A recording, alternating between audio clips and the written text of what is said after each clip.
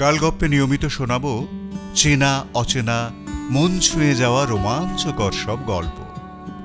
কিন্তু আপনাকে ছাড়া আসর তো জমবে না, তাই আপনাকে চাই, তোমাকে চাই, তোকে তো চাই আষ্টে পিষ্টে। সাবস্ক্রাইব করে বেল আইকনটা ক্লিক করে দিলেই মেতে উঠবো গালগপ্পে, সবাই একসঙ্গে।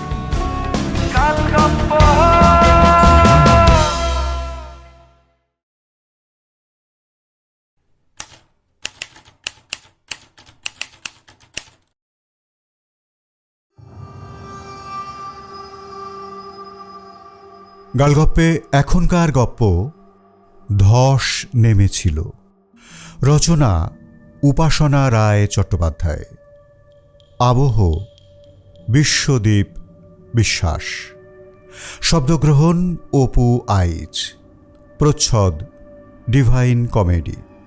সামগ্রিক পরিকল্পনায় আমি দীপঙ্কর।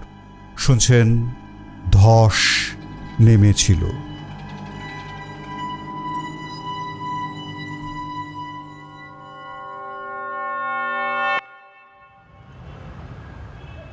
জয়নাথ আর তাঁর স্ত্রী কথালতার মধ্যে একটি অলিখিত বাজি ধরার শর্ত হয়েছিল।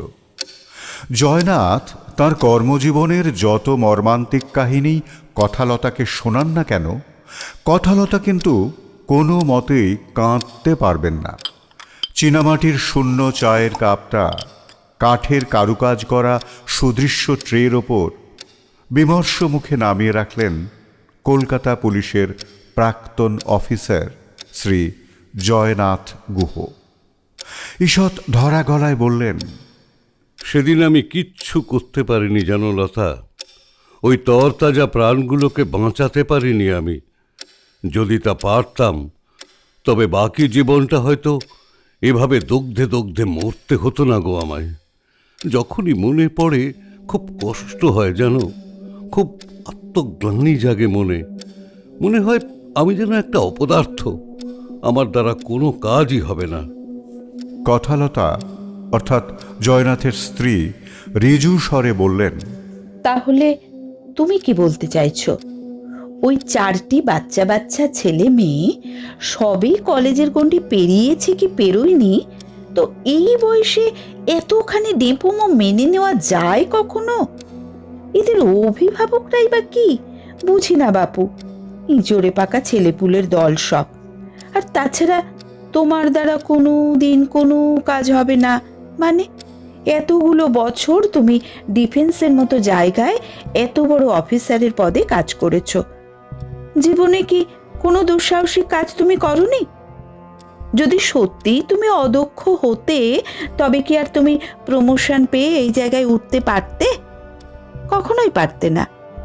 আর তার থেকেও বড় কথা হলো, আমি যতটুকু যা শুনেছি ঘটনাটা সম্বন্ধে, সেটা থেকে বলছি, তোমার কাজ অপরাধী ধরা, ভূত ধরা নয়। জয়নাথ এবার একটু অবাক হলেন। তার এতদিনের চেনা স্ত্রী কথালতা যে ধরনের মানসিকতার মানুষ, তাতে ওর এই আচরণ যথেষ্ট স্বভাব বিরুদ্ধ। এমন অনেক ঘটনায় জয়নাথের চাকরি জীবনে ঘটেছে, যে ক্ষেত্রে জয়নাথ পারেননি শিকারকে বাঁচাতে। সেসব যখন তিনি স্ত্রীর কাছে গল্প করেছেন, কথালতা প্রত্যেকবারই তার স্বামীর সমব্যথী হয়েছেন, দুঃখ প্রকাশ করেছেন, যথাসাধ্য সান্ত্বনা দিয়েছেন স্বামীকে। কিন্তু এবার তার কি হলো? যতই বাজি লড়া হোক না কেন, এই বাজিতে যে কথালতার হার নিশ্চিত, তা তো একটি শিশুও জানে। তাহলে হিসেবটা যে একেবারেই মেলানো যাচ্ছে না। জয়নাথ স্ত্রীকে বোঝানোর চেষ্টা করে বললেন, লতা, তুমি এভাবে কেন ভাবছো? দেখো, তারা যা করেছিল সেদিন, তা তো তাদের একান্তই ব্যক্তিগত ব্যাপার। কিন্তু একজন রক্ষক হিসেবে আমার কি তা ভাবা সাজে তুমি বলো তো? আমার তো দায়িত্ব ছিল তাদের রক্ষা করা, কিন্তু আমি সেটা করতে পারিনি, তাই নয় কি? আমার মাথায় ঢুকছে না যে আজ তোমার কি হলো। কথালতা ভাবলেশীন স্বরে বললেন, তুমি না ভাবলেও আমি ভাবছি। প্রথমত, ওদের অভিভাবকদের যদি শাসন থাকতো তবে ওইটুকু কয়েকটা বাচ্চা ছেলে মেয়েকে অতটা দূরে যাওয়ার অনুমতি দিত? তাও আবার নিজেরা গাড়ি চালিয়ে? আমরা হলে দিতাম? কথালতার কথাটা যথেষ্ট যুক্তিপূর্ণ। সত্যি তেমন জুৎসই জবাব পাচ্ছিলেন না জয়নাথ, কিন্তু তার বক্তব্যটা আজ যেন বুঝতেই চাইছেন না কথালতা। ইচ্ছাকৃতই এমন করছেন নিশ্চয়ই, কারণ আজ কথালতা যেন দৃঢ় প্রতিজ্ঞ যে তিনি কিছুতেই এই বাজিতে হারবেন না। বিরস মুখে জয়নাথ বললেন, না না লতা, তুমি বরং ঘটনাটা আর একবার মন দিয়ে শোনো, তাহলেই তুমি আরও ভালো করে বুঝতে পারবে। ঘটনাটা সত্যি মর্মান্তিক। ঈষৎ ব্যঙ্গাত্মক স্বরে কথালতা বললেন, বেশ, বলো তবে। আরও একবার আরও মন দিয়ে শুনে দেখি আমার মনোভাব পাল্টায় কিনা। জয়নাথবাবু তাঁর মতো করে কথালতাকে আবার পুরো ঘটনাটি পুনরায় ব্যাখ্যা করতে শুরু করলেন। সেটা ছিল এই রকম। সেই রাত্রে 5 জন অল্পবয়সী ছেলে মেয়ে পাহাড়ি পথ ধরে এগোচ্ছিল একটা টাটা সুমোয় করে। তারা বেড়াতে এসেছে লাশিয়াংয়ের সিংপংয়ে। পাহাড় যেমন একদিকে অপরূপ মুগ্ধ করা সৃষ্টি বটে, তেমনি বিপজ্জনক হিসেবেও সে কিন্তু নির্ঘাত একেবারে অদ্বিতীয়। রাত্রের পাহাড়ি রাস্তার মতো বিপজ্জনক বোধ হয় আর কিছু নেই। একদিকে ঘন জঙ্গলে ঢাকা পাহাড় এবং অন্যদিকে গভীর থেকে গভীরতর খাদ। এই জায়গাটা শহর অঞ্চল থেকে বেশ কিছুটা অভ্যন্তরীণে। রাস্তাঘাট অস্বাভাবিক রকমের নিঝুম। থেকে থেকে নিস্তব্ধতা ভেঙে কিছু বুনো রাতচরা পাখির ডাক যেন আরও বিভীষিকাময় করে তোলে পরিস্থিতি। ভিকি খুব সাবধানেই গাড়ি চালাচ্ছিল। পাশে বসা সঞ্জিত তাকে সমানে সতর্ক করে চলেছে, যাতে কোনোভাবেই ভিকির কোনো ভুল না হয়ে যায়। আত্রি বেশ উদ্বিগ্ন স্বরে বলে ওঠে, এই কেনাকাটা করতে শহরে যাওয়া আজ আমাদের একদম ঠিক হয়নি। কিন্তু আকাশে মেঘ হয়েছে, বৃষ্টি নামলে হোটেলে পৌঁছানো খুব সমস্যা হয়ে যাবে। হোটেলে অনেকের মুখেই শুনছিলাম যে এই রাস্তাটা নাকি সন্ধ্যের পর অত্যন্ত বিপজ্জনক। তাছাড়া আমরা বেরোনোর সময় কেয়ারটেকার ভদ্রলোকও কিন্তু বারবার আমাদের এই একই কথা মনে করিয়ে দিচ্ছিলেন। ইস, তখন কেন যে আর একবার ভাবলাম না। উফ। ইতিমধ্যেই সন্ধে 6:30 বেজে গেছে। রাস্তা এমনিতেই ঘুটঘুটে অন্ধকার। তার উপর আত্রেয়ীর কথায় সকলের মনের ভয়টা যেন আরও জাঁকিয়ে বসল। শরীরের মধ্যে কেমন যেন একটা অস্বস্তি হচ্ছিল সঞ্জিতের।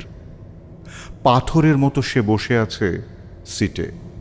এই মুহূর্তে গাড়ির সিট বেল্টটাকে পরম নির্ভরশীল বলে মনে হচ্ছে ওর। ও আঁকড়ে ধরে আছে বেলটা। স্টিয়ারিং ঘোরাতে ঘোরাতে পাশ থেকে বলে ওঠে ভিকি, কিরে সঞ্জু, ব্যাপার কিরে তোর? হঠাৎ করে এরকম ফ্রিজ হয়ে গেলি কেন? রুমালে চেপে চেপে মুখ মুছে সঞ্জিত ভয় পাওয়া স্বরে জবাব দেয়, কিছু না তো। ভিকি আবার বলল, শোন, তোদের বুঝতে আমার ভুল হবে না। বল না, শরীর খারাপ লাগছে? রাত্রির জন্য মন খারাপ করছে বুঝি? হ্যাঁ, দাঁড়া, আর তো মাত্র কয়েক ঘন্টা। সঞ্জিত এবার একটু অধৈর্য হয়েই বলল, আরে বাবা, কিছু নয় বলছি তো। আবোল তাবোল না বকে তুই একটু গাড়িটা চটপট চালা। দেখছিস তো রাস্তাটা কেমন ফাঁকা। আর তাছাড়া ভুলে যাস না আমাদের সঙ্গে মেয়েরা আছে। ভিকিও একটু বিরক্ত হলো, ভার মুখে বলল, তুই বলছিস সাবধানে যেতে, আবার তুই বলছিস তাড়াতাড়ি চালাতে। তাহলে আমি কোনটা করবো বলতো? আর পান থেকে চুন খসলে এই এক কথা না তোরা বলতে শিখেছিস যে সাথে মেয়েরা রয়েছে। কোনো রাস্তায় তোদের কাছে ভালো নয়, বুঝেছিস? বেড়াতে এসেছিস, কোথায় অ্যাডভেঞ্চারটা উপভোগ করবি তা না? আরে এমন করলে তো বাড়ি থেকে বেরোনোই চলে না তোদের। সঞ্জিতের কথার অভিঘাতে ভিকির খারাপ লেগেছে বুঝতে পেরে সঞ্জিত তাড়াতাড়ি বলল, দেখ আসলে যে কোনো কারণেই হোক আমি একটু অকওয়ার্ড ফিল করছি। তুই প্লিজ আমার কথায় কিছু মনে করিস না। তুই রাস্তাটা তাড়াতাড়ি কভার করে ফেল। ভিকি আর কিছু না বলে গাড়ি চালাতে লাগলো। সঞ্জিত কিছুটা নিশ্চিন্ত হয়েই গাড়ির সিটের গায়ে হেলান দিল। পাহাড়ি রাস্তা ধরে এঁকে বেঁকে এগোচ্ছে গাড়িটা। রাস্তাটা মোটামুটি চওড়া হলেও একপাশে গভীর খাদ রয়েছে। এটা মনে পড়লেই গা শিউরে উঠছে সকলের। মিনিট পাঁচেক বোধহয় কেটেছে। হঠাৎ সামনে চোখ পড়তেই চমকে উঠল সঞ্জিত। ভিকিও গাড়ি একদম স্লো করেছে। আত্রেই, রিখিয়া আর সুজাতাও দেখেছে এবং সকলেই বেশ অবাক হয়েছে। এত রাতে এই পাহাড়ি রাস্তায় একা একা ঘুরে বেড়াচ্ছে একটি অল্প বয়সী মেয়ে। পাহাড়ি মেয়ে কি, সাজটি নববধূর, এটুকু বোঝাই যাচ্ছে। লাল চেলি, গায়ে গয়নাগাঁটিও আছে, কিন্তু বাঙালি না অবাঙালি সেটা বোঝা যাচ্ছে না, কারণ গাড়ির কাঁচের সামনে পুরো কুয়াশার আস্তরণ।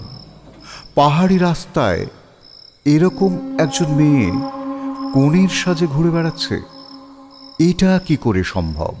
এ মানুষ তো নাকি অন্য কিছু? সকলেই চোখ চাওয়াচাওয়ি করছে। মাঝের সিট থেকে রিখিয়া অস্ফুটে বলল, ভিকি, তখন সঞ্জিতের কথাটা তুই কানে তুললি না? আত্রেয়ও তো বলল।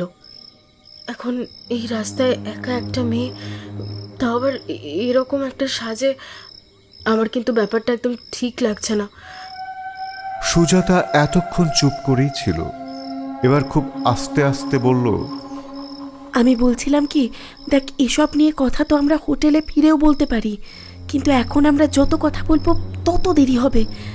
আর সবার আগে আমাদের এই জায়গাটা পার হওয়া দরকার।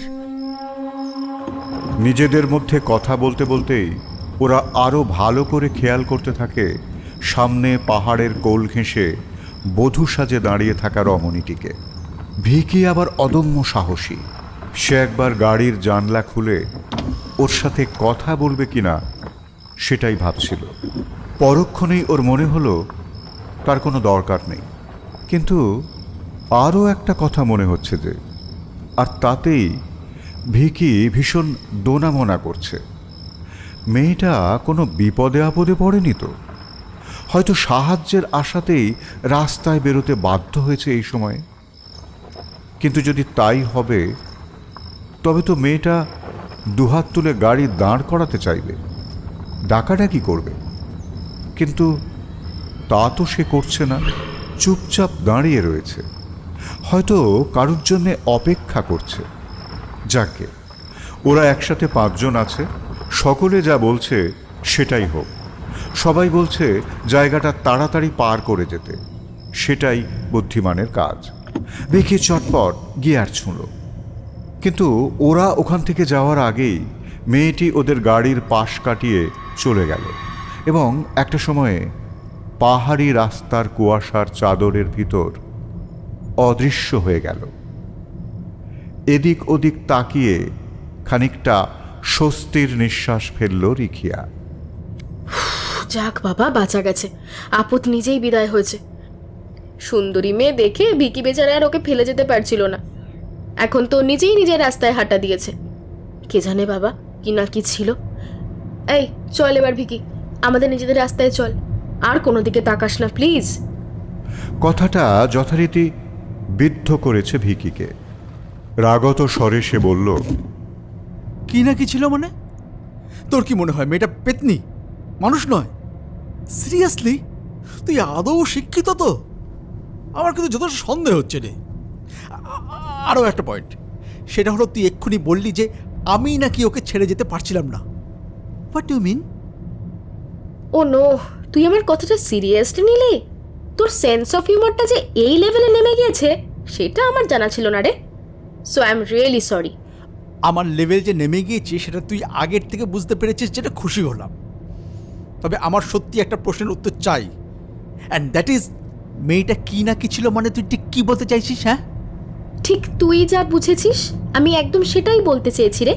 আর একটা কথা, তোর সেন্স অফ হিউমার নেমে গিয়েছে এটা আমি বুঝতে পেরেছি বলে তুই যেমন খুশি হয়েছিস বলছিস, ঠিক তেমনই আমি যে অশিক্ষিত এটা তুই জানতে পারলি বলে আমিও খুব নিশ্চিন্ত বোধ করছি, বিশ্বাস কর। বিষয়টা অন্যদিকে চলে যাচ্ছে দেখে তাড়াতাড়ি হাল ধরল আত্রেই। আহ, তোরা কি শুরু করলি বলতো? যত সব নন ইস্যু নিয়ে অসভ্যের মতো ঝগড়া লাগিয়ে দিলে দুজনে। সঞ্জিত সমর্থন করলো আত্রেয়ীকে। হ্যাঁ ঠিকই তো। আর ভিকি, তুই যদি মনে করে থাকিস যে চটপট এই খারাপ জায়গাটা ত্যাগ করার থেকে এখানে দাঁড়িয়ে দাঁড়িয়ে ঝগড়া করাটা বেশি ইম্পর্টেন্ট, তাহলে তুই প্লিজ ড্রাইভিং সিটটা ছেড়ে দে, আমি চালাচ্ছি, তুই বরং এদিকে এসে বসে যা।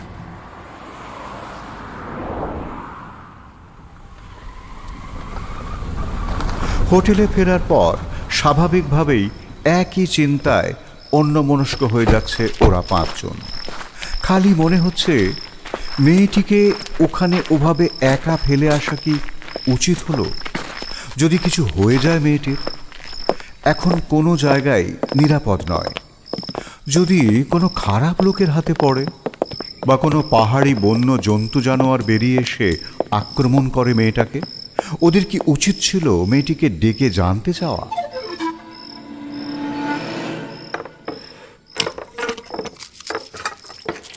রাত্রে ডিনার করতে করতে আলোচনার পুনরাবৃত্তি ঘটে। ভিকির সাথে অমন কথা কাটাকাটির ফলস্বরূপ কান্নাকাটি করলেও এখন কিছুটা স্বাভাবিক হয়েছে রিকিয়া। চামচে নুডলস পাকাতে পাকাতে সে যেন নিজেকেই সান্ত্বনা দিচ্ছে এমনভাবে বলল, না রে, আমরা বোধহয় সেই থেকে বৃথাই এত ভেবে চলেছি। যতদূর আমার মনে হচ্ছে ওই মেয়েটা স্থানীয় মেয়ে একদমই। রাত বিরেতেই তো ওরা বেরোয়, ওদের নিজেদেরই জায়গা এটা। আসলে জায়গাটা আমাদের কাছে অচেনা বলেই আমরা এতটা ভাবছি। তাছাড়া আমরা তো শহরের মানুষ, এত নির্জন নিঝুম জায়গায় আমাদের এমনিই কেমন যেন একটা ওই আনক্যানি ফিলিং হয়, তাই বোধহয় আমরা এতটা ভয় পাচ্ছি। আত্রি একটা ছোট্ট শ্বাস ফেলল। হ্যাঁ, তাই হবে হয়তো, কিন্তু একটা ব্যাপার আমার মাথায় ঢুকছে না। মেয়েটা অমন নতুন বউ সেজে ঘুরে বেড়াচ্ছে কেন? আচ্ছা, পাগল টাগল নয় তো? সঞ্জিত আর সুজাতার খাওয়া হয়ে গিয়েছে। বাঁ হাতে গ্লাসে জল ঢালতে ঢালতে সঞ্জিত বলল, হ্যাঁ সেটা হতে পারে, কথাটা তুই খারাপ বলিসনি। তবে সবটাই আমাদের আন্দাজ, কোনটা সত্যি সেটা আমরা কেউই জানি না। রিখির কথা যদি ঠিক হয় তাহলে খুব ভালো, তবে যদি সেটা না হয় তাহলে কিন্তু আমি বলবো যে আমরা কিন্তু ঘোর অন্যায় করেছি। ভিকি অত আলোচনার ধার ধারে না, আর আজ এমনিতেই তার মেজাজ খিঁচড়ে আছে। খাওয়া শেষ করে উঠে সোজা গিয়ে কেয়ারটেকারকে ধরল। এই যে এদিকে শোনো দাদা, কটা কথা ছিল তোমার সাথে, জরুরি কথা। এক্ষুনি এক্ষুনি এদিকে এসো। নত মুখে এগিয়ে আসেন কেয়ারটেকার ভদ্রলোক। তুমি সেই যে সন্ধেবেলা বলেছিলে ওই খাদের ধার ঘেঁষা রাস্তাটা নাকি ভালো নয়, এবার সত্যি কথাটা বলো দেখি, কি আছে ওই রাস্তায়? সত্যি কথা বলবে একদম। শশব্যস্ত হয়ে কেয়ারটেকার বলে উঠলেন, वो कुछ नहीं है साहब, अब अगर जंगल में से कोई जानवर वनवार निकल आए तो खतरा हो सकता है ना, इसीलिए मैंने आप लोगों को बोला था। आप बिल्कुल मत सोचना ये सब लेकर। ভিকি অত সহজে ভোলার পাত্র নয়। সত্যি কথা তুমি বলছো না, সত্যিটা বলো দাদা, কি আছে ওই খাদের ধারের রাস্তায়? ওটা কিন্তু আমি জানতে চাই। বলতে বলতে পকেট থেকে একটা কড়কড়ে 500 টাকার নোট বার করে এনেছে ভিকি। কেয়ারটেকারের চোখের সামনে একবার নাচিয়ে আবার পুট করে পকেটে পুরে ফেলল নোটটা। ভ্রু নাচিয়ে বলল, কি হলো বলো তো এবার চটপট। কেয়ারটেকারের চোখ চকচক করে উঠেছে। এদিক ওদিক তাকিয়ে নিয়ে সতর্ক গলায় বলল, कल बात कर लेंगे, अभी आप लोग सो जाइए साहब, रात बहुत हो चुकी है, कल बात कर लेंगे। हाँ না, কোনো কাল পরশুর গল্প নেই। আর রাত যতই হোক না কেন আমরা কখন শোবো না শোবো সে আমরা বুঝে নেব। তুমি যা বলার এখন এই মুহূর্তেই আমাদের বলবে। বলেই কেয়ারটেকারের দৃষ্টি আকর্ষণ করতে বাঁ পকেটে হাত পুরল ভিকি। সেটা কেয়ারটেকারের দৃষ্টি এড়ায়নি যথারীতি। তিনি এদিক ওদিক তাকিয়ে নিয়ে নিচু স্বরে বললেন, साहब আমি শুধু এটুকু বলতে পারি, जिस लड़की को आप लोगों ने देखा ना, उसे আপনারা সকলে দেখুন, उसमें कोई खतरा नहीं, लेकिन अगर वो लड़की। কি হলো বলো, থামলে কেন? ও লেড়কি বলে থেমে গেলে যে বড়? বলো শিগগির, কোন লেড়কি? যাকে আমরা দেখেছি তার কথা বলছো কি? বলো শিগগির। हाँ साहब वही लड़की। इसमें एक बात है, यदि আপনারা ওকে দেখে থাকেন তো সব ঠিক है, लेकिन মেয়েটা যদি আপনাদের কাউকে দেখে ফেলে, ও কিন্তু বহুত খতরা আছে সাহেব। মানে এতে আবার কিসের বিপদ? মেয়েটি যদি আমাদের দেখেও নেয় তাতে অসুবিধাটা কোথায়? हम और कुछ नहीं जानते हैं साहब, माफ कीजिए और कुछ मत पूछिए मुझे, हमें माफ कीजिए। এইটুকু বলে পিছন ফিরে দৌড় দিতে গিয়েও দাঁড়িয়ে পড়লেন কেয়ারটেকার। আশান্বিত চোখ তুলে তাকালেন ভিকির মুখের দিকে। ভিকি একটা 50 টাকার নোট পকেট থেকে বার করে তাকে দিয়ে ভাবলেশীন স্বরে বলল, এইটুকু ইনফরমেশনের জন্য এইটুকুই পাবে। এই বলে কেয়ারটেকারকে আর একটুও পাত্তা না দিয়ে সে হনহন করে হাঁটা লাগালো নিজের ঘরের দিকে। তারা সকলে বুক করেছিল মোট 5টি রুম। 2টিতে পাশাপাশি ভিকি আর সঞ্জিত থাকবে।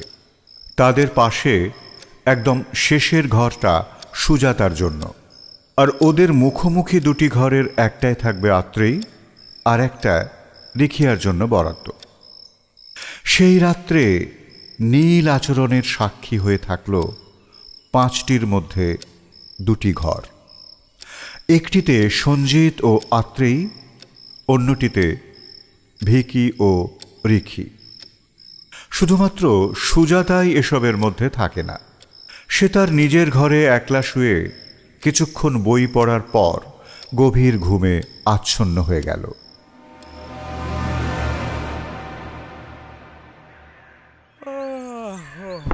পরের দিন সকালে প্রথম ঘুম ভাঙে আত্রেই। সে তখনও গতরাত্রের মৌতাতে আচ্ছন্ন হয়ে আছে।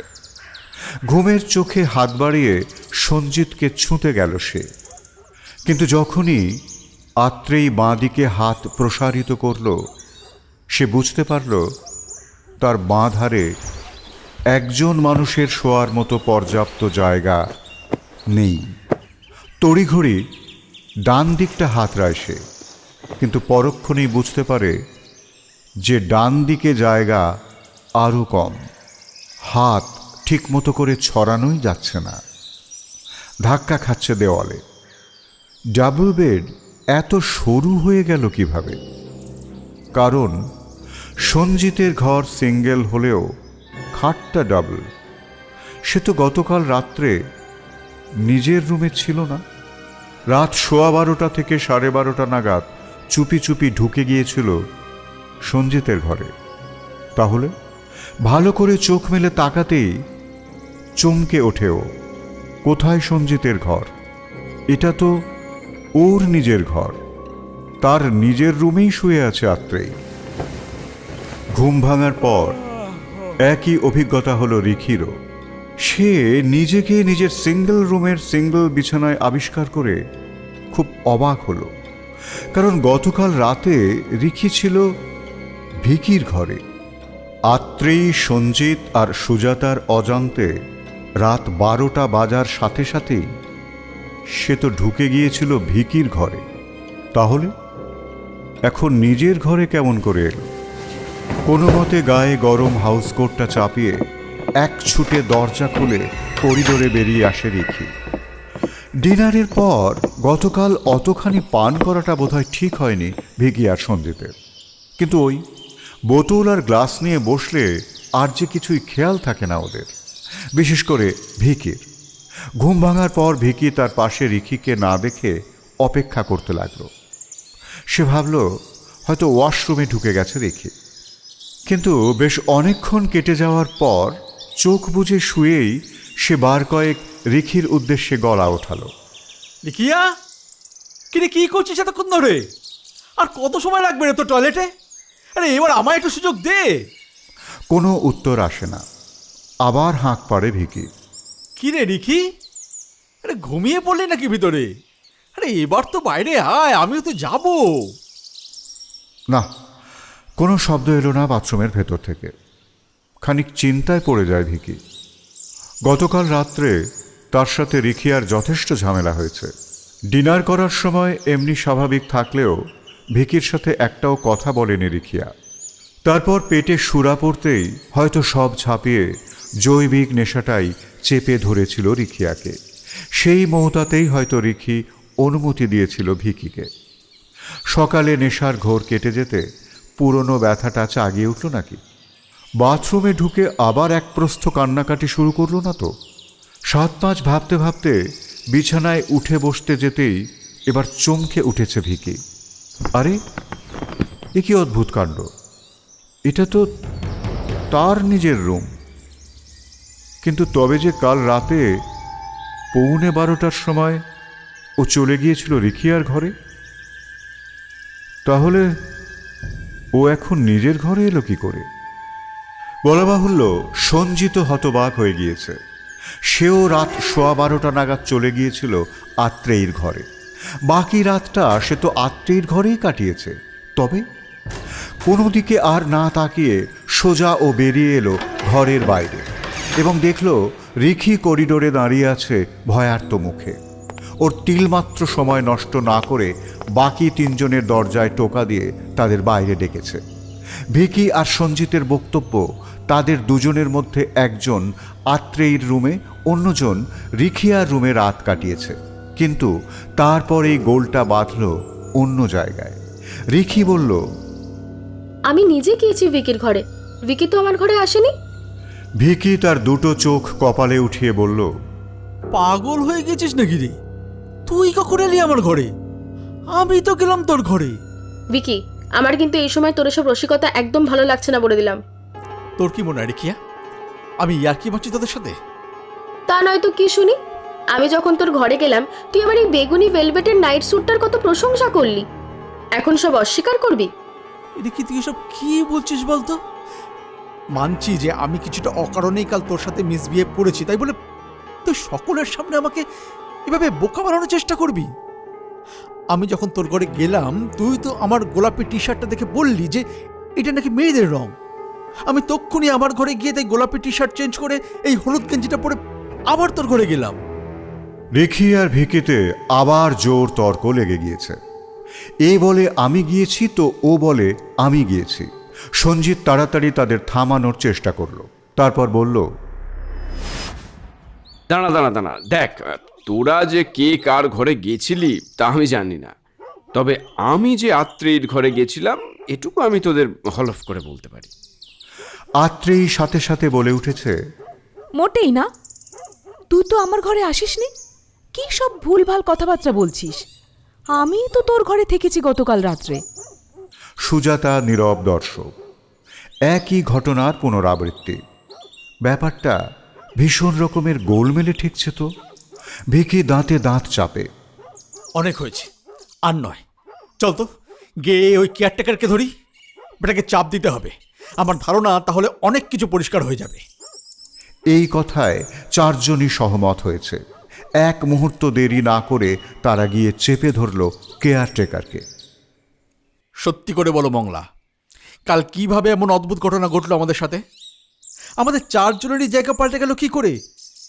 আর আমরা 4 জনই সবটা ভুলে গেলাম যে কে কার ঘরে ছিলাম। বলো বলো, কিন্তু শিগগির বলে দিচ্ছি। তখন আর ওদের কারোর সামাজিক শিকলের কথা মাথায় ছিল না।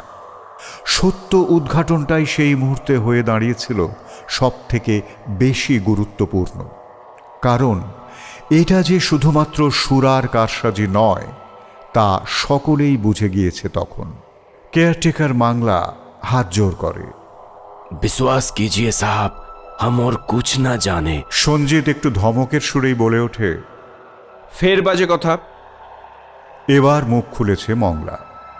হিন্দি বাংলা মিশিয়ে সে যা বলল, সাহাব, গতকাল সন্ধ্যায় আপনারা যে মেয়েটাকে দেখেছেন, ये सब সে মেয়েটারই খেল আছে সাহাব। আপনারা চারজন রাতে আপস মে নেই, ঘনিষ্ঠ হয়েছেন পঞ্চম কারোর সাথে, যে আদৌ মানুষ কিনা তা নিয়ে ঘোরতর সন্দেহ আছে সাহাব।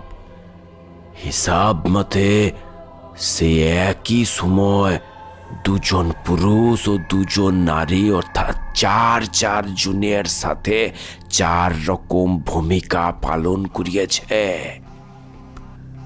আমি তো প্রথমেই বলেছিলাম সাহাব যে আপনারা তাকে দেখলে কোনো ক্ষতি নাই, কিন্তু সে যদি আপনাদের দেখে নেয় তো বড় অশুভ করে দিবে। সেটাই ঘটিয়েছে। সে অশুভ পেতনি আপনাদের 5 জনকে দেখে নিয়েছে সাহাব, কিন্তু সুজাতা ম্যাডাম যেহেতু মনে কোনো বাসনা ছিল না তাই উনি রক্ষা পেয়েছেন। শুধু তাই নয় সাহাব, আপনারা 4 জন যারা নিজেদের অজান্তে অশুভ আত্মার সাথে ঘনিষ্ঠ হইয়াছেন, তারা কিন্তু আটকে পড়েছেন মস্তু ফাঁদে। এ ফাঁদ কেটে বেরোনো সম্ভব নয় সাহাব। অনেক বড় বিপদ ডেকে নিয়েছেন আপনারা। আর একটা কথা, আপনারা কেউ কারোর ঘরে যাননি। এটা পুরোই মায়া ও পেতনি আপনাদের সম্মোহন করে সব ভাবাচ্ছে সাহাব। এ ক্ষমতা ওর আছে। শুনতে শুনতে ওদের 5 জনেরই পায়ের তলার মাটি সরে যেতে লাগলো। ভয়ের হিমস্রোত নামতে শুরু করলো শির দাঁড়াবে। সঞ্জিত অস্ফুটে বলে উঠল, আজ দুপুরেই আমরা রওনা দেব। আর এক মুহূর্ত এখানে নয়। অনেক হয়েছে বেড়ানো, আর নয়। এই তোরা চটপট সব ব্যাগ প্যাক করে ফেলতো, একদম লেট করিস না প্লিজ, মেক ইট ফার্স্ট। দুপুরে কেন, এখনই বেরিয়ে পড়বো আমরা। আর এক মুহূর্ত এখানে নয়। চল সবাই, যে যার লাগেজপত্র যত তাড়াতাড়ি পারো গুছিয়ে নাও, কুইক। ওরা চেক আউট করে 1 ঘন্টার মধ্যে বেরিয়ে পড়ল কলকাতার উদ্দেশ্যে। যত তাড়াতাড়ি সম্ভব এই জায়গাটা অন্তত আগে পার করতে হবে। কিন্তু বিধি বাপ, আচমকায় শুরু হলো প্রবল প্রাকৃতিক দুর্যোগ। আকাশ কালো করে নামল বৃষ্টি। পাহাড়ি ঢালু রাস্তা, তার ওপর বৃষ্টি পড়ছে অঝরে। গাড়ি থামাতে বাধ্য হলো ভিকি। যদিও আত্রেই এই নিয়ে একবার অনুযোগ করেছিল বটে, তবে ভিকির যুক্তি অকাট্য। সে বলে, ভূতের হাত থেকে বাঁচতে গিয়ে শেষে খাদে পড়ে মরি আর কি। পাহাড়ি রাস্তায় গাড়ি চালানোটা যে কতটা সাংঘাতিক তা যে না চালিয়েছে সে কোনোদিনই বুঝবে না। তাছাড়া যারা সোজা জমিতে গাড়ি চালায় তাদের পক্ষে তো আরও মারাত্মক বিষয়। ভিকি আর এক চুলো এগোতে সাহস পাচ্ছে না। নিদারুণ ভয়ে আতঙ্কে প্রাণ ওষ্ঠাগত সকলে। তারা আদৌ পারবে তো এই দুঃস্বপ্ন থেকে বেরোতে? বৃষ্টি একটু ধরল প্রায় 1.5 ঘন্টা পরে। তক্ষুনি আবার যাত্রা শুরু করল ভিকি। কিন্তু এই নিষিদ্ধ জায়গা পার হওয়ার আগেই নেমে এলো সন্ধ্যা। তবে ততক্ষণে ওরা নিশ্চিন্ত যে ওরা বিপদের হাত থেকে রক্ষা পেয়েছে। এই রাস্তাটুকু পেরোতে আর সামান্যই বাকি। কিন্তু অচিরেই ভুল ভাঙল। একটু এগোতেই ওদের প্রত্যেকের চোখ আটকে গেল রাস্তার বাঁ পাশে। সেখানে জঙ্গলে ঘেরা পাহাড়ের গা ঘেঁষে দাঁড়িয়ে রয়েছে সেই রমণী, পরনে কনের সাজ, দুই চোখ স্থির হয়ে রয়েছে গাড়ির উইন্ডস্ক্রিনের দিকে। ভিকি প্রচণ্ড স্পিড তুলে জায়গাটা পার হওয়ার চেষ্টা করল, কিন্তু আসল বিভীষিকা যে অপেক্ষা করে আছে তা কে জানত। আরও কিছু দূর যাওয়ার পর হঠাৎ রিখির আর্তচিৎকারে সচকিত হয়ে ওঠে ওরা। রিখির দৃষ্টি অনুসরণ করে সকলে তাকালো এবং বিস্ফারিত নেত্রে দেখল গাড়ির একদম পিছনের সিটে বসে আছে সেই মেয়েটি।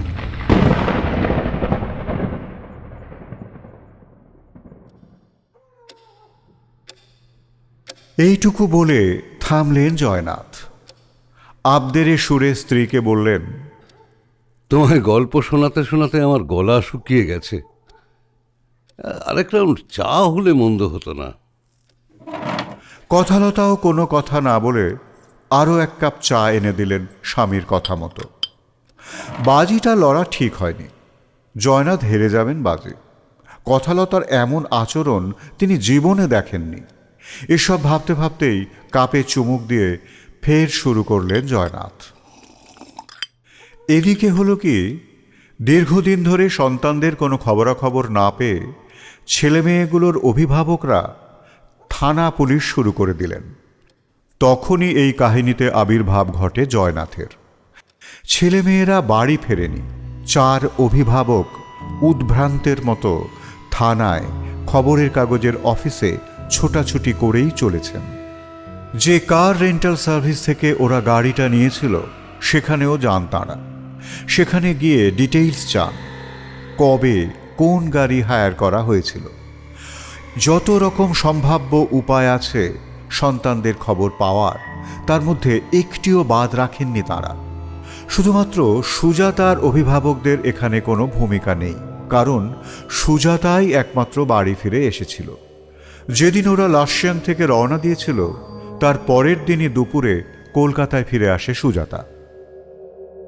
জয়নাথ থামলেন, আবার অন্যমনস্ক স্বরে বললেন, এই কেসে জড়িয়ে পড়ার পর আমার সাথেও যে অদ্ভুত ব্যাখ্যাহীন ঘটনা ঘটেছিল তা ভাবলে আজও আমার গায়ে কাঁটা দেয়। সে কথায় পরে আসছি, আগে এই ঘটনাটা শেষ করে নিই। এই বলে জয়নাথ আবার তার কাহিনী শুরু করলেন। ভিকি প্রচণ্ড শব্দে ব্রেক মেরে গাড়ি থামায়। চলন্ত গাড়িতে মেয়েটা কখন কিভাবে উঠল তা ভেবে প্রথম প্রতিক্রিয়ায় ভয়ে দিশাহারা হয়ে উঠল ওরা।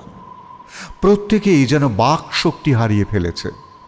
খানিকক্ষণ নির্বাক চেয়ে থাকার পর অতি কষ্টে স্বর ফোটায় সঞ্জিত, তোরা কেউ একজন আয় তো আমার সঙ্গে। এই বলে গাড়ির গেট খুলে নেমে পড়ল সঞ্জিত। তাকে অনুসরণ করে নামল রিখিয়া। তীর বেগে সুমোর পিছন দিকে গিয়ে ক্ষিপ্র হাতে ব্যাক ডোরের হাতল ধরে এক টান মেরে দরজা খুলে মেয়েটাকে নামিয়ে নিতে যায়। কিন্তু দরজাটা খুলতেই ওদের বুক ধড়াস করে ওঠে। পিছনের সিট সম্পূর্ণ ফাঁকা। আচমকা চেঁচিয়ে ওঠে রিখিয়া, সঞ্জু দেখ, মেয়েটা জঙ্গলের মধ্য দিয়ে চলে যাচ্ছে।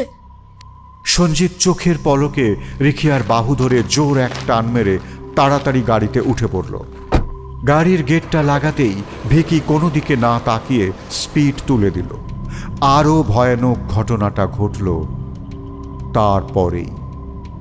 কিছুটা এগোতেই সুজাতা, আত্রেয়ী আর ভিকি যা দেখল তাতে তারা নিজের চোখকেও বিশ্বাস করতে পারল না। রিখি আর সঞ্জিতের জায়গায় বসে আছে সেই মেয়েটি, কিন্তু সে এখন সংখ্যায় 2টি। প্রচণ্ড ব্রেক কষে গাড়ি থামালো ভিকি। গাড়ির থেকে নেমে পড়ল, হাঁপাতে হাঁপাতে বলে উঠল, আত্রেই, সুজাতা, তোরা নেমে আয়, এখনো বসে রয়েছিস, নেমে আয় বলছি চটপট। ভিকি আর গাড়িতে উঠতে না চাইলেও আত্রেই কান্না জড়ানো স্বরে বলে উঠল, গাড়ি ছাড়া এ রাস্তা দিয়ে আমরা যাব কেমন করে বিকি? সেসব অনেক পরের ভাবনা আত্রেই, আগে রিকি আর সঞ্জিতকে তো খুঁজে বার করতে হবে। সুজাতা, তুই গাড়িতে অপেক্ষা কর, খবরদার গাড়ি থেকে নামবি না। আমরা দুজন জঙ্গলের রাস্তা ধরে এগোচ্ছি, খবরদার কিন্তু আবার বলছি গাড়ি থেকে নামবি না। সুজাতা ভয়ে ভয়ে গাড়িতে উঠে বসেছে। সমস্ত জানলার কাঁচ আটকে গাড়ি লক করে বসে রইল ও। কিন্তু খানিক পর ভিকি আর আত্রেই ফিরে এলো শুকনো মুখে। আবার গাড়ি স্টার্ট নিল, কিন্তু কিছুক্ষণ পরে সুজাতার আর্তচিৎকার জঙ্গলে ধাক্কা খেয়ে প্রতিধ্বনিত হয়ে ফিরে এলো। সুজাতার বিস্ফারিত চোখ দেখল ড্রাইভিং সিটে এবং আত্রেয়ীর বসার জায়গায়, দু জায়গাতেই বসে আছে সেই মেয়েটি।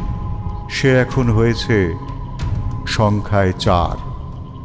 সুজাতা আস্তে আস্তে গাড়ি থেকে নেমে আসছে।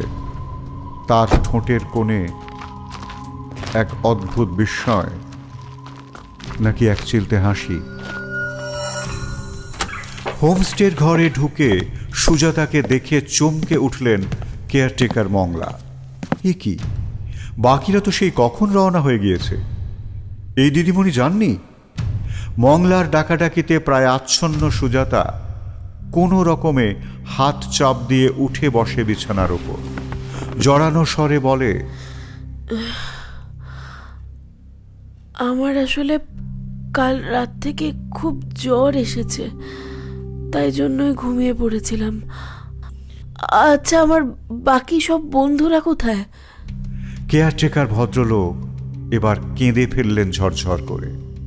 হায় হায়, সত্যানাশ হয়ে গেছে মেম সাহেব, আর কিছু করা যাবে না। আপনার রূপ ধরে কলকাতার পথে চলে গেছে অন্য কেউ।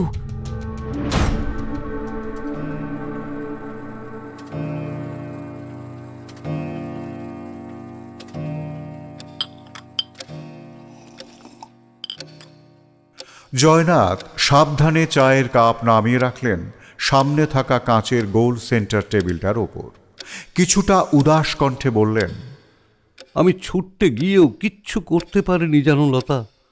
4টে মৃতদেহ উদ্ধার করতে পেরেছিলাম শুধু, 2টো গাড়ির ভিতরে আর বাকি 2টো কাছেই জঙ্গলের মধ্যে। তবে আসল ঘটনা ঘটল আমি নর্থ বেঙ্গলে ট্রান্সফার হওয়ার পর। আমি তখন সবটা জানতে পারলাম, কে ওই মেয়ে আর কেনই বা সে কোনো দম্পতিকে সহ্য করতে পারে না। এরপরই জয়নাথ শুরু করলেন মূল কাহিনী। তার নিজের ভাষার বর্ণনাটি ছিল এই রকম। তখন বেশি দিন হয়নি আমি বদলি হয়েছি উত্তরবঙ্গে, ওই মাস 3 মতো কি আর একটু বেশি। আমার সেকেন্ড অফিসারের নাম ছিল প্রণব সেন। সে অবশ্য জয়েন করে আমারও পরে। তো একদিন দুপুরবেলা আমি আর প্রণব একটু শহরের দিকে এসেছিলাম কি একটা দরকারে। ফিরতে সন্ধে নেমে গিয়েছিল। পাহাড়ি রাস্তা, 5:30 6টার মধ্যে সন্ধে তো দূর, রাতই নেমে যায় বলতে গেলে। প্রণব আর আমার ভয় পাওয়ার যথেষ্ট কারণ ছিল। এই জায়গাটা সম্বন্ধে কিছুদিন আগেই জানতে পেরেছি আমরা। প্রণবের এই নর্থ বেঙ্গলে ট্রান্সফার হয়েছে মাসখানেকও হয়নি।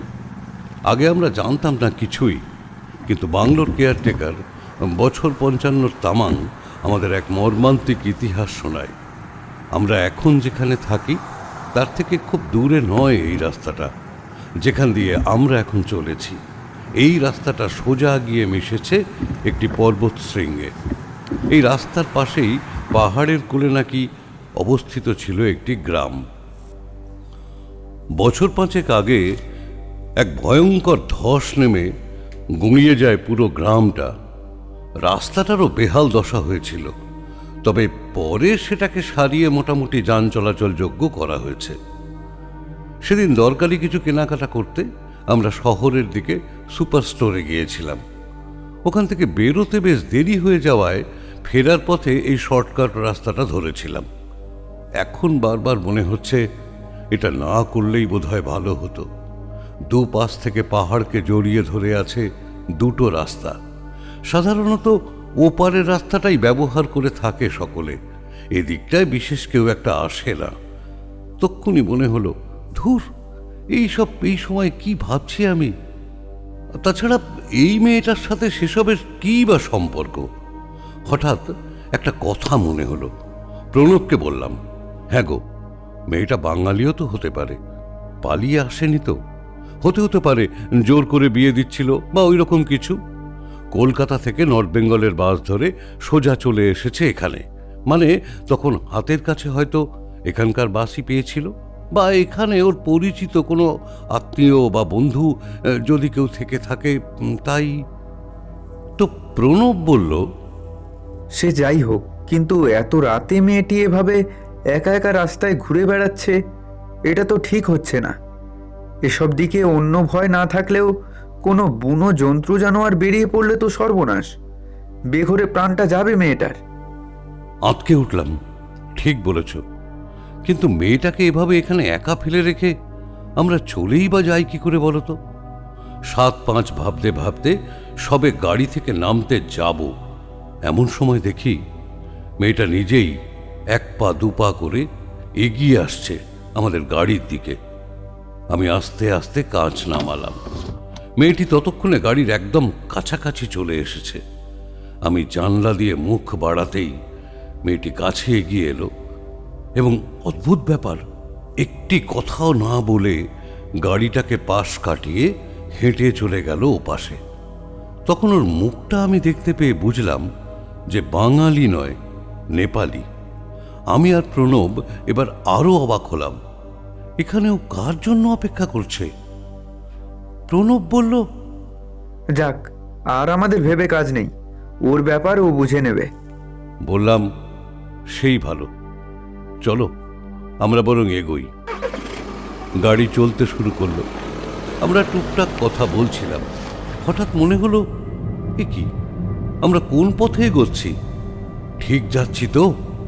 রাস্তাটা ব্যবহার না করলেও এখানে আসার পর একদিন দিনের আলোয় এই রাস্তা দিয়ে আসা যাওয়া করেছি, তাই মোটামুটি মনে ছিল। রাস্তাটা আজ অন্যরকম মনে হয় কেন? রাত বলে কি? আমাদের একটু দিশাহারা লাগছিল। সত্যি কি ঠিক রাস্তায় যাচ্ছি? খানিক পরে বুঝলাম যে আমাদের আশঙ্কাটাই সম্পূর্ণ সত্যি। আমরা পথ হারিয়েছি। আতঙ্কে ঘামতে শুরু করলাম। অচেনা অজানা পাহাড়ি রাস্তা, রাত বেড়েছে, কুয়াশা নামছে, গাড়ি ব্যাক করানো তো অসম্ভব ব্যাপার। কি হবে এবার? হায় ভগবান, এ কি বিপদে পড়লাম। মোবাইল বের করলাম, যা ভেবেছি তাই, টাওয়ার নেই। আমি আঁকড়ে ধরেছি প্রণবকে, দুজনেই ইষ্ট নাম জপ করছিলাম চোখ বুজে। ঠিক এমনি সময় গাড়ির ব্যাক সিট থেকে ভেসে এলো রিনরিনে একটা কণ্ঠস্বর, गाड़ी साइड कीजिए, जल्दी साइड कीजिए। গলার স্বরটা পিছন থেকে আসছে না? ভীষণ চমকে পিছনে ফেরা মাত্র দুজনের চক্ষু চড়ক গাছ। ব্যাক সিটে বসে আছে সেই নববধূ বেশের মেয়েটি, তার পরনে নেপালি বিয়ের সাজ। ভয়ে আর বিস্ময়ে তখন আমাদের মুখে কথা সরছে না, হাঁ করে তাকিয়ে আছি। মেয়েটি আবার বলল, आप लोग रास्ते भूल गए, आइए मेरे साथ। आज रात को वापस जाना मुमकिन नहीं है, रास्ते बहुत खतरनाक है, सुबह तक वेट करनी ही पड़ेगी। কিন্তু তখন আমাদের মাথায় একটাই প্রশ্ন। কোনো রকমে বললাম, তুমি কে? আর আমাদের গাড়িতে উঠলে কখন? आप लोग जब गाड़ी रोक दिए थे तब मैंने आपकी गाड़ी में घुस गई, माफ करना। তুমি আমাদের গাড়িতে উঠলে আর আমরা দুজনের একজনও কিছু বুঝতে পারলাম না। কি আশ্চর্য, গাড়ির দরজা খোলা এবং বন্ধের আওয়াজও তো পাইনি। আর তুমি এই বিয়ের পোশাক পরে আছো কেন? মেয়েটির চোখে হঠাৎ যেন মেঘের আভাস দেখতে পেলাম। উদাস গলায় বলল, आज मेरी शादी है, কি কি বললে? আজ তোমার বিয়ে? ও মা, সে কি? তাহলে তুমি এভাবে রাস্তায় ঘুরছো কেন? আর তোমার বাড়ির লোকজনই বা তোমার বাড়ির বাইরে বেরোনোর ওই অনুমতি দিলেন কি করে? मेरे पति आएगा। रास्ते खतरनाक है, कहीं वो रास्ते पे खो ना जाए, इसलिए मैं यहाँ वेट कर रही थी। मैं उनको लेकर जाऊंगी। আমরা মুখ চাওয়াচাই করলাম। তুমি নিজে কেন এসেছো এখানে? তোমার বাড়িতে আর কেউ নেই যিনি এসে তোমার বর এবং বরযাত্রীদের রিসিভ করে নিয়ে যেতে পারেন? মেয়েটি আর কোনো উত্তর দিল না। গাড়ি থেকে নেমে পড়ল, আমাদেরও ডাকলো হাতছানি দিয়ে। হঠাৎ আমাদের দুজনের মনেই একটা সন্দেহ উঁকে দিল, মেয়েটা পাগল নয় তো? আমরা একে অপরের দিকে তাকাচ্ছি। যাওয়াটা কি ঠিক হবে? কিন্তু গাড়িতেই বা সারাটা রাত কি করে বসে থাকবো? এদিকে ক্রমশ রাত বাড়ছে, পাহাড়ি জায়গা, নিঝুম হয়ে গেছে অনেকক্ষণ আগেই। এরপর কোনো জঙ্গলি জানোয়ার বেরিয়ে এলে সত্যিই বিপদে পড়ে যাব। কিন্তু মেয়েটার সাথে যেতেও যে একদমই মন সায় দিচ্ছে না। ওদিকে মেয়েটি আবারও হাতছানি দিয়ে ডাকছে। প্রণব পাশ থেকে বলল, চলুন গিয়েই দেখা যাক না কি ব্যাপার। কপালে যা আছে তা তো এমনিই হবে। দুজনে নামলাম গাড়ি থেকে।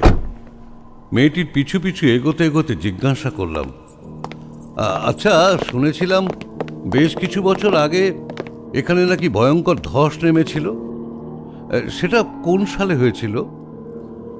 মেয়েটি ঘাড় না ঘুরিয়ে শুধু বলল, हाँ, लेकिन वो जगह हमारे घर के पास नहीं, थोड़ी दूर में। একটু কি ভরসা পেলাম মনে। হঠাৎ চোখে পড়ল একটু দূরে আলোর সমাগম। তাহলে কি ওখানেই মেয়েটির বাড়ি, যেখানে এখন বিয়ের প্রস্তুতি চলছে? মেয়েটি সেদিকেই এগোতে লাগলো। আমি জিজ্ঞাসা করলাম, তুমি তো তোমার বরের জন্য অপেক্ষা করছিলে বললে, তাকে না নিয়েই চলে এলে যে? वो आ जाएगा, आप लोग चिंता मत कीजिए, आइए मेरे साथ। একই মুখে কত রকম কথা বলছে মেয়েটা। মনের মধ্যে এক রাশ খটকা নিয়ে আবার এগিয়ে যেতে লাগলাম দুজন। কিন্তু ও কি? সামনে ওটা আলো নাকি আলেয়া? যত এগোচ্ছি তত যেন আলোটা পিছোচ্ছে বলে মনে হচ্ছে। পৌঁছতে আর পারছি না। মেয়েটি দ্রুত পায়ে হেঁটেই চলেছে। সে ইতিমধ্যে এগিয়ে গেছে অনেকটা। আমরা তার সাথে তাল মিলিয়ে হাঁটতে পারছি না, দরদর করে ঘামছি। আমি আঁকড়ে ধরেছি প্রণবের হাত। প্রণব হাঁপাচ্ছে খুব। ওদিকে মেয়েটি বারবার পিছন ফিরে হাতছানি দিয়ে ডেকেই চলেছে আমাদের। প্রণব কোনো ক্রমে বলল, স্যার, আমাদের বোধহয় মেয়েটির কথা শোনা ঠিক হয়নি। চলুন স্যার, ফিরে যাই গাড়িতে। যা হবার হবে। আসুন স্যার, তাড়াতাড়ি আসুন। আমিও একমত হলাম প্রণবের সাথে। আমরা দ্রুত ফিরতে উদ্যত হয়েছি। ঠিক এই সময় খেয়াল করলাম ব্যাপারটা। এ কোথায় দাঁড়িয়ে আছি আমরা? কি করে এলাম এখানে? এ তো চারিদিকে শুধু ধু ধু পাথুরে জমি, ধ্বংসের চিহ্ন মেখে দাঁড়িয়ে আছে। নিজেদের গালে চড়াতে ইচ্ছে করছে। কি মতিভ্রম হলো! নিজেদের মনে হাজার সংকোচ থাকা সত্ত্বেও মেয়েটির কথা শুনে কেন এগোলাম আমরা? হঠাৎ দুটো জিনিস খেয়াল করলাম। এক, মেয়েটি উধাও হয়ে গিয়েছে। আর দুই, মনে হতে লাগলো পায়ের নিচের জমিটা দুলতে আরম্ভ করেছে। এ আবার কি?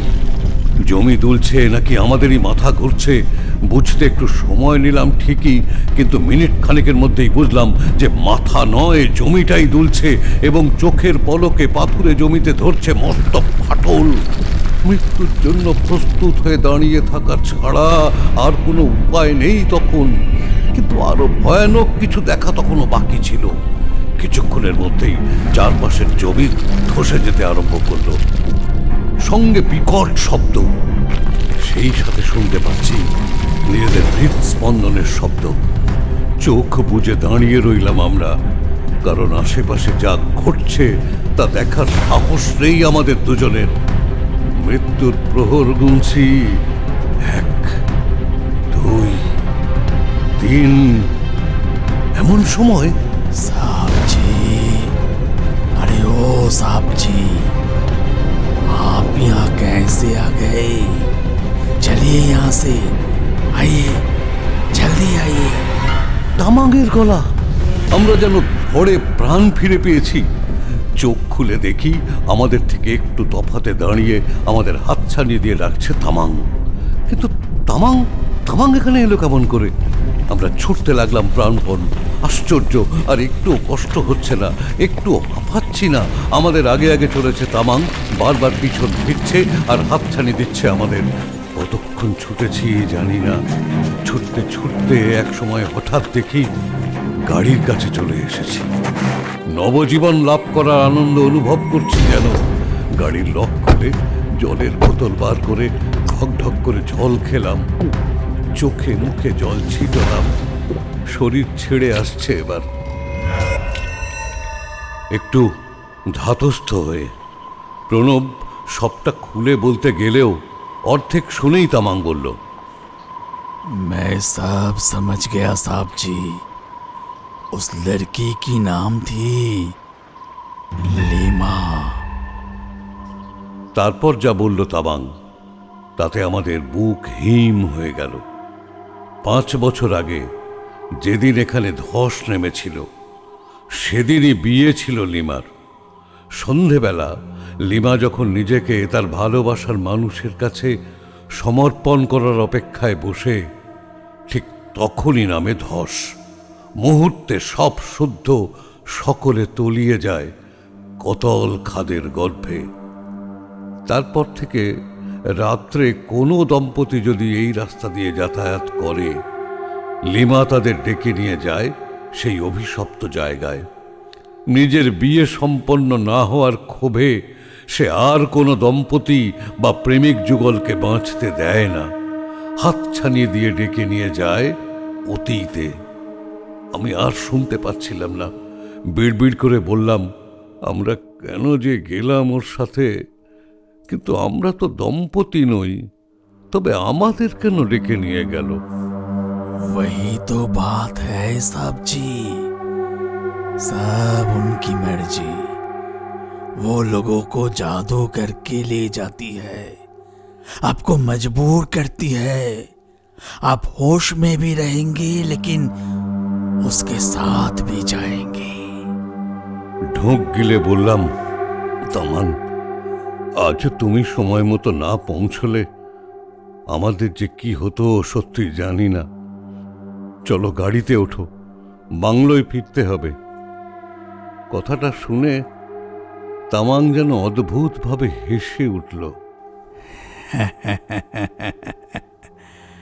अब हम आप लोगों के साथ नहीं जा सकते साहब जी। আমরা চমকে উঠলাম। তার মানে? क्योंकि उस दिन उस शादी में हम भी थे साहब जी।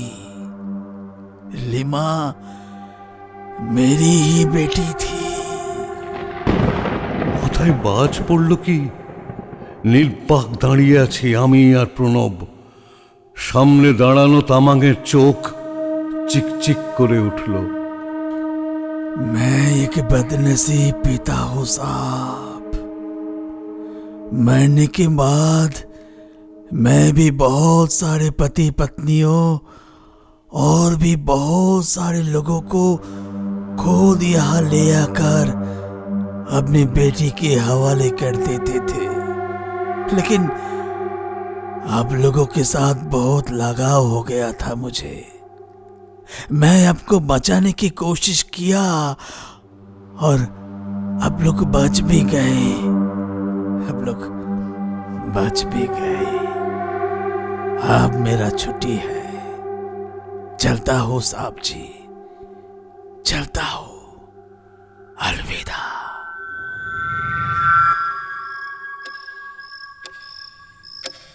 চোখের জল বড় ছোঁয়াচে। তামাংয়ের চোখের জলের ছোঁয়া বোধহয় আমাদের চোখেও লেগেছিল লতা। ঝাপসা চোখে দেখলাম তামাং চলেছে সেই ধ্বংসের পথে, যেদিকে একটু আগে লিমা আমাদের টেনে নিয়ে গিয়েছিল। সেই পথেই মিলিয়ে গেল তামাং। আজ আমরা কলকাতায়। প্রণব আর আমি তারপর বহু কাঠ খড় পুড়িয়ে ট্রান্সফার পেয়ে যাই কলকাতায়। আজও ভাবি, এক প্রেতিনীর হাতছানিতে আমরা পৌঁছে গিয়েছিলাম ভয়ঙ্কর অতীতে, আবার এক প্রেতের হাতছানিতেই আমরা ফিরে এসেছি নিরাপদ বর্তমানে। জীবিত অবস্থায় যারা কিনা ছিল পিতা পুত্রী। কাহিনী শেষ করে জয়নাথ দেখলেন দুই চোখ বেয়ে জল ঝরছে কথালতার। তাড়াতাড়ি চোখের জল মুছে নিয়ে কথালতা লজ্জিত হেসে বললেন, আমি বাজি হেরে গেলাম গো।